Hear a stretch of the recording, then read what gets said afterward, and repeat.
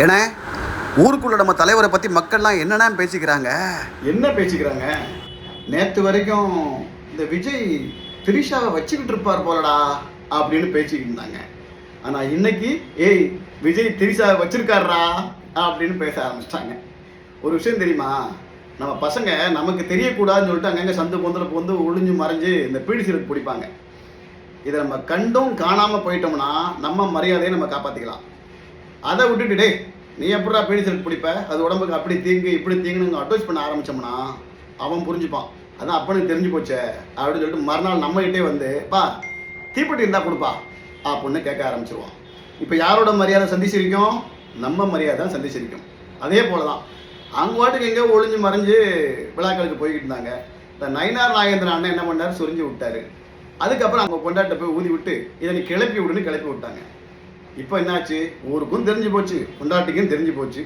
இதுக்கு நம்ம மறைஞ்சு கிரைஞ்சி வாழணும் அப்படின்னு சொல்லி பப்ளிக் ஃபங்க்ஷனுக்கு மனுஷன் கூட்டு வர ஆரம்பிச்சிட்டான். இருந்தாலும் இந்த விஜய் பண்ணுறது பெரிய தப்பு.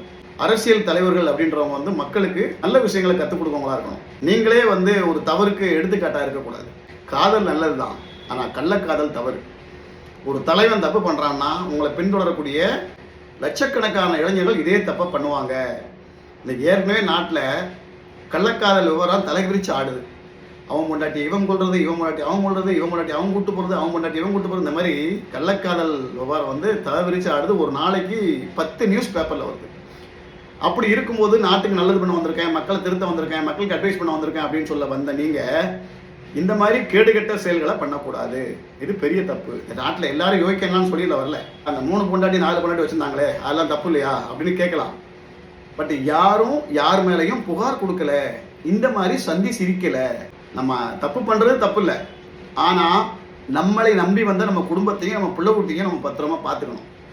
அதில் தவறிட்டீங்களே தலைவரே. நீங்கள் கள்ளக்காதல் பண்ணலாம், அந்த பிள்ளைங்க என்ன பாவம் பண்ணுச்சு?